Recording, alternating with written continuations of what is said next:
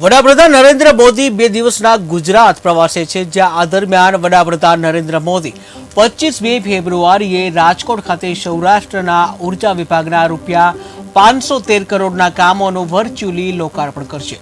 વડાપ્રધાન સુરેન્દ્રનગર જિલ્લાના શાયલા તાલુકાના સારપ ખાતે 400 કેવી સબસ્ટેશનનું વર્ચ્યુઅલી લોકાર્પણ કરશે, તો રૂપિયા 348.12 કરોડના ખર્ચે નિર્માણ પામેલા આ 400 કેવી સબસ્ટેશનથી શાયલા અને ચોટીલા તાલુકાના 10,000થી વધુ લોકોને લાભ થશે।